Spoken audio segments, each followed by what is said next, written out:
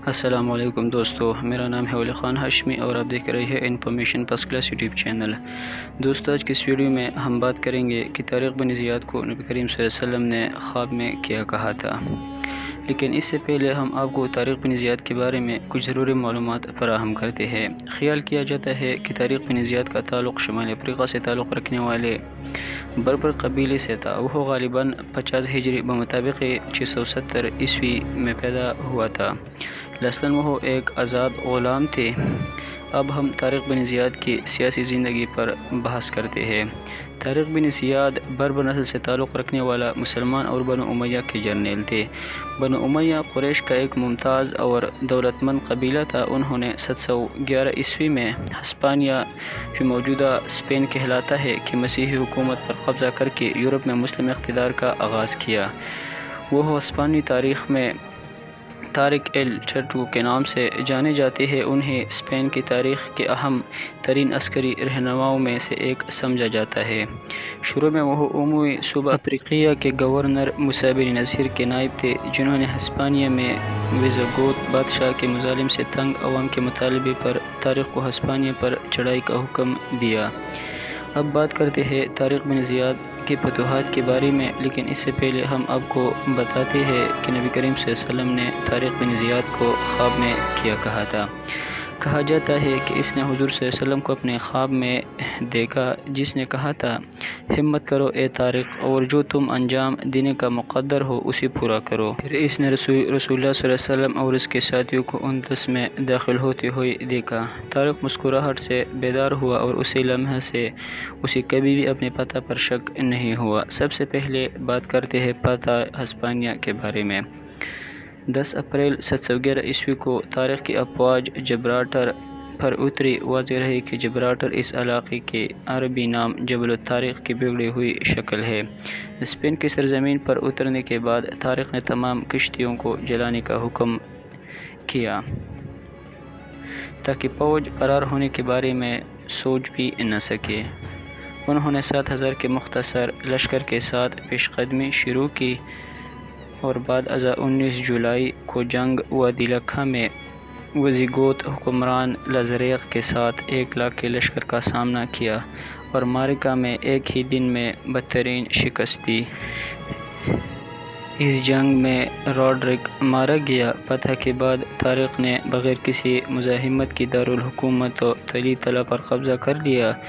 طارق کو ہسپانیہ کا گورنر بنا دیا گیا۔ اب بات کرتے ہیں فتح اندلس کے بارے میں۔ اندلس شمالی افریقہ کے بالکل سامنے یورپ کے جنوبی مغربی کنارے پر ایک حسین و جمیل جزیرہ ہے۔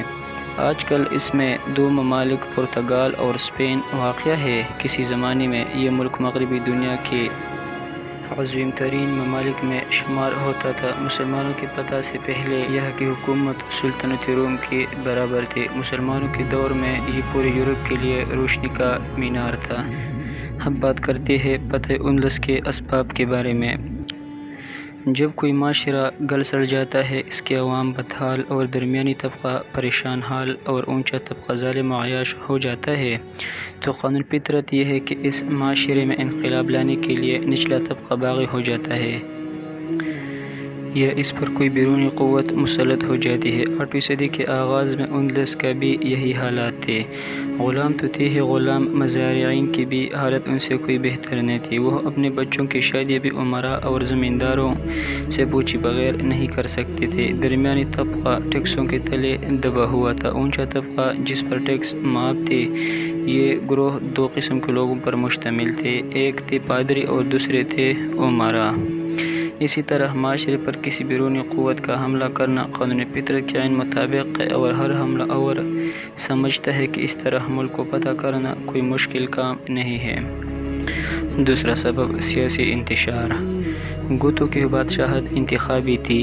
بادشاہت کے امیدواروں کی تعداد کافی تھی اور بادشاہ کے انتخاب کے بعد بھی باہمی رنجشیں برقرار تھیں۔ اسلامی حملہ سے چند سال پہلے اسپین پر ورٹیزا کی حکومت تھی، جو یہودیوں کا بھی خواہ اور غریبوں کا معاون اور شرافت کا حامی تھا۔ اس وجہ سے فوج اس وجہ سے فوج اور عمرا نے اس کے خلاف بغاوت کر کے فوج کے زور سے راڈرک کو بادشاہ بنا ڈالا اور وٹیزا کو قتل کر دیا، لیکن بہت سے عمرا اور وٹیزا کے رشتہ دار اس نئے بادشاہ کے مخالف تھے اور اس کا تخت الٹنے کے لیے کسی بھی منصوبے میں تعاون کرنے کے لیے تیار تھے، تو مسلمانوں نے اس کا فائدہ اٹھایا۔ لیکن سب سے بڑی وجہ کاؤنٹ جولین کی دعوت اندلس کی فتح کا پوری سبب یہ ثابت ہوا کہ سبتہ کا حکمران کاؤنٹ جولین، جس نے 2 مرتبہ مسلمانوں کے حملہ کو ناکام بنا دیا تھا، خود موسیٰ بن نصیر کی خدمت میں حاضر ہوا اور اسے اندلس پر حملہ کرنے کی دعوت دی۔ اس اجمال کا تفصیل یہ ہے کہ اندلس میں رواج تھا کہ عمرا کی لڑکیاں بادشاہ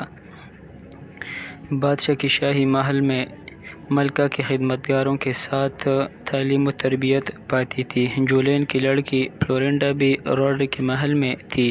فلورینڈا بہت خوبصورت تھی، اس وجہ سے راڈرک نے اخلاق و اعتماد کی تمام تقاضوں کو نظر انداز کر کے اس کی عصمت دری کی۔ فلورینڈا نے اس کی اطلاع اپنے والد کو بھیجی تو وہ دارالحکومت پہنچا۔ المختصر، جولین نے وہاں سے اپنے ساتھ بیٹی کو روانہ کیا۔ رخصتی کے وقت راڈرک نے جولین سے فرمائش کی کہ شکار کے لیے عمدہ باز بھیجے جائے۔ جولین نے اس کے جواب میں کہا، اس مرتبہ میں ایسے باز بھیجوں گا کہ آپ نے اس سے پہلے کبھی نہ دیکھے ہوں گے۔ اس فتح کے دوران جو واقعات نمودار ہوئے تھے اس کے بارے میں بھی آپ کو بتائیں گے۔ کاؤنٹ جولین دارالحکومت سے واپس لوٹنے کے بعد موسیٰ بن نصیر کے دربار میں حاضر ہوا اور اسے اندلس پر حملہ کرنے کی دعوت دی۔ کچھ وقت سوچ و بچار کے بعد موسیٰ بن نصیر نے خلیفہ ولید بن عبد الملک سے اجازت طلب کی۔ خلیفہ ولید نے احتیاط سے اقدام کرنے کی ہدایت کی تھی، اس لیے موسیٰ بن نصیر نے پہلے صرف 500 سواروں پر مشتمل ایک چھاپہ مار دستہ تیار کیا اور اپنے ایک بربر غلام طریف کو اس کا سربراہ بنا کر اسپین کے ساحل پر چھاپہ مارنے کے لیے روانہ کیا۔ یہ دستہ جولائی 710 عیسوی میں الخضرا پر حملہ آور ہوا، فتح مند اور کامران واپس لوٹا۔ اس فتح سے اسپین کی داخلی کمزوری، فوجوں کی بزدلی اور نظام عسکری کی خامیوں کا پتہ چل گیا اور کاؤنٹ جولین کے خلوص کی بھی تصدیق ہو گئی۔ موسیٰ بن نصیر نے اس کے بعد 7000 سواروں پر مشتمل ایک لشکر تیار کیا، جس کی قیادت اپنے آزاد کردہ غلام طارق بن زیاد کے حوالے کی۔ یہ لشکر 9 جولائی 711 عیسوی کو اس جگہ پر پہنچا جسے جبل الطارق کہا جاتا ہے۔ کاؤنٹ جولین بھی ان کے ساتھ تھا۔ اندلس پہنچنے کے لیے بحری بیڑا بھی اس نے مہیا کیا تھا۔ طارق نے ساحل پر پہنچتے ہی اپنی کشتیوں کو آگ لگا دی جس پر وہ افریقہ سے آیا تھا۔ گویا اس بات کا اعلان تھا کہ اب جینا ہے یا مرنا ہے تو وہ اسی ہی سرزمین پر ہے۔ طارق کا پہلا مقابلہ تھیوڈمیر والی مرسیہ کے ساتھ ہوا۔ تھیوڈمیر راڈرک کا تجربہ کار جنرل تھا، لیکن وہ شکست کھا کر بری طرح سے بدحواس ہوا۔ اس نے بادشاہ کے پاس پہنچ کر اطلاع دی، وہ یہ تھی، ہمارے ملک پر ایسے لوگوں نے حملہ کیا ہے جس کا نہ وطن معلوم ہے نہ اصلیت کہ کہاں سے آئے ہیں، زمین سے نکلے یا آسمان سے اترے۔ راڈرک نے اس اطلاع پر شمالی اسپین کے جنگوں کو ملتوی کر دیا، فوراً دارالحکومت میں پہنچا اور ہر طرف ہرکارے دوڑائے گئے اور 1,00,000 لشکر اکٹھا ہو گیا۔ طارق کو ان سب تیاریوں کا علم ہوا۔ طارق نے موسیٰ بن نصیر کو ہرکارے بھیجے اور اس سے مزید 5000 لشکر بھیج دی۔ ایک طرف 12,000 مسلمانوں کا لشکر تھا اور دوسری طرف اندلس کی لشکر تھا جو کہ 1,00,000 تھے۔ دونوں کے درمیان شاندار مقابلہ ہوا، لیکن اللہ تعالیٰ کی فضل سے اللہ نے مسلمانوں کو فتح نصیب فرمائی۔ دوستو، یہ تھی آج کی ویڈیو۔ اگر اچھی لگی ہے تو اس کو لائک کریں، چینل کو سبسکرائب کریں۔ ملتے ہیں ایک نیکسٹ ویڈیو میں، تب تک کے لیے اللہ حافظ۔